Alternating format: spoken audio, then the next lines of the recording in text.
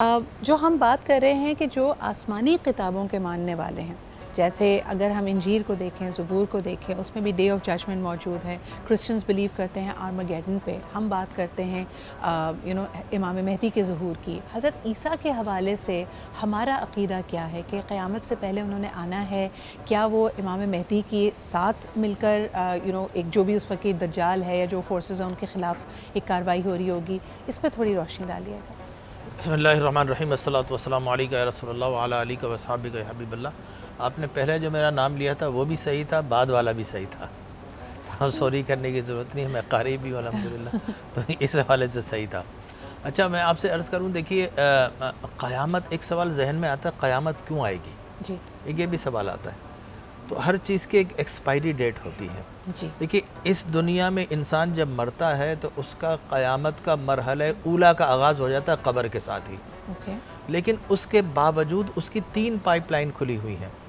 एक ये कि कोई नफ़ा बख्श इल्म सिखा गया, जी। एक ये कि नेक औलाद छोड़ गया, और एक ये कि वो सदक़ा जारिया की कोई सूरत छोड़ गया। सही। तो वो उसको कब्र में फ़ीड हो रही है, उसका पर्चा अभी नामा अमल क्लोज़ नहीं हुआ।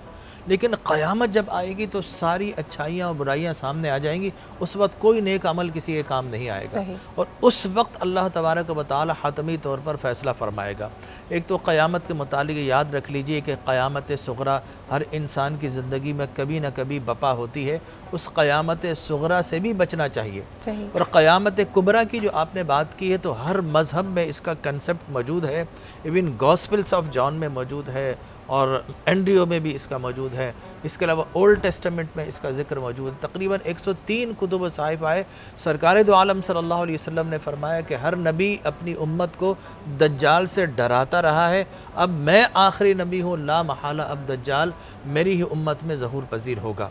अब जब दज्जाल आएगा तो वो इतने फितने बर्पा करेगा। आज तो हम औलिया की करामात और अम्बिया के मौजज़ात से ही मफ़र और मकर नज़र आते हैं, लेकिन वो ऐसा होगा, एक हाथ में पानी होगा, एक हाथ में आग होगी। जिसको चाहेगा जला देगा, जिसको चाहेगा बारिशें बरसा देगा, इंसान को ज़िंदा करेगा, फिर उसे मुर्दा कर देगा।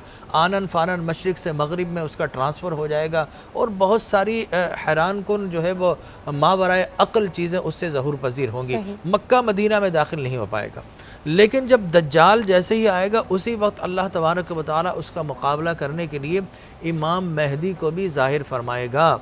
और काबतुल्लाह में आप होंगे, लोग आपको पहचान लेंगे, वो आपके करीब आना चाहेंगे, लेकिन आप थोड़ा सा अवॉइड करेंगे।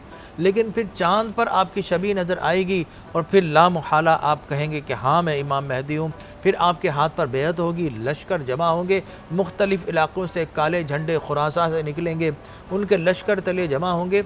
और फिर वो शाम के इलाके में जाकर फ़ाइनल जो बैटल है, आर्मागेडोन जिसको कहा जाता है, वो लड़ाई होगी। और मुसलमान ज़ाहिर दज्जाल के पास बहुत ज़्यादा ताकत होगी। मुसलमान कुछ वक्त के लिए थोड़ा सा सरेंडर कर रहे होंगे। ऐसी सूरत में अल्लाह तबारक व तआला हज़रत ईसा अला नबीना अलैहिस्सलातु व तस्लीम को फरमाया, जामा दिमिश्क से उनका ज़हूर होगा। हुज़ूर ने फरमाया जर्द रंग का लिबास पहना होगा और उनकी बालों से पानी के ताज़ा कतरे टपक रहे होंगे, और फ़रिश्ते लेकर मीनारे दमिश्क से उन्हें नीचे लाएंगे। और फिर वो मुसलमानों की सफ़बंदी फरमाएंगे। नमाज का वक्त होगा, इमाम मेहदी आपसे फरमाएंगे आप इमामत फरमाएं, लेकिन कहेंगे नहीं, इमामत का हक़ आपका ही है। और ये सही मुस्लिम की हदीस मुबारक है, हुज़ूर अकरम सल्लल्लाहु अलैहि वसल्लम ने फरमाया, ए मेरे ग़ुलामों, क्या तुम्हारी ये कम शान है कि ईसा इब्ने मरियम तुम्हारे इमाम के पीछे नमाज पढ़ेंगे और तुम्हारा इमाम तुम्ही से होगा।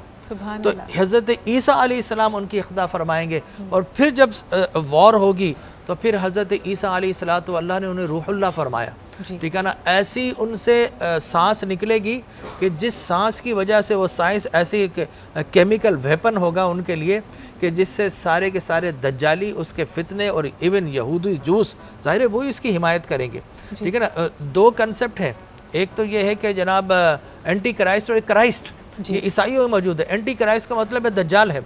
अब बड़ी अजीब बात है, एंटी क्राइस्ट यहूद का हीरो है, वो उनका इंतज़ार कर रहे हैं, और मुसलमान और क्रिश्चियन जो है हज़रत ईसा अलैहिस्सलातु व तस्लीम का इंतज़ार कर रहे हैं, और हम इमाम मेहदी का भी इंतज़ार कर रहे हैं। लिहाजा जब उनकी सांस निकलेगी और वो दूर तक जाएगी, और उससे ऐसा वेपन होगा कि उनके जिस्म फैलेंगे, फूल जाएंगे और फटना शुरू हो जाएंगे। सही। और वो जनाब ईसा इब्ने मरियम जाके दज्जाल को पालेंगे और दज्जाल की उनके सामने कोई नहीं चलेगी, बिल आखिर वो हलाक व बर्बाद हो जाएगा। और फिर यहाँ तक फरमाया कि अगर किसी पत्थर के पीछे यहूदी पना लेगा, वो पत्थर बोलेगा मेरे पीछे इसे पकड़ लो।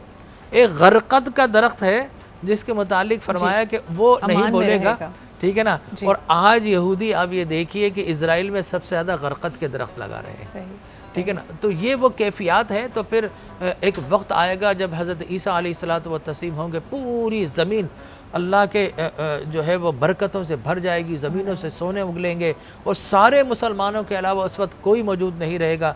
लेकिन फिर उसके बाद याजूज माजूज आएंगे, फिर उसके बाद जो ईसा अलैहिस्सलातु व तस्लीम का इंतकाल हो जाएगा और फिर उसके बाद दाबतुल अर्द एक निकलेगा, ठीक है ना, एक वो निकलेगा। फिर उसके बाद आहिस्ता आहिस्ता क़ुर्ब क़यामत, हबशियों का जिक्र किया वो आएंगे, एक आग का जिक्र किया गया कि वो लगेगी। फिर एक वक्त आएगा रुए ज़मीन पर अल्लाह का नाम लेने वाला कोई नहीं बचेगा, कुछ चंद होंगे जो शाम में जमा हो जाएंगे और ये वो बदतरीन लोग होंगे जिन पे क़यामत बर्पा की जाएगी। फिर जनूब से हवा चलेगी जो अल्लाह के मुकर्रब बंदे होंगे, अब उस हवा के ज़रिए उन्हें ऐसी रूह अफ़ज़ा हरा हवा होगी जिससे उनका इंतकाल हो जाएगा।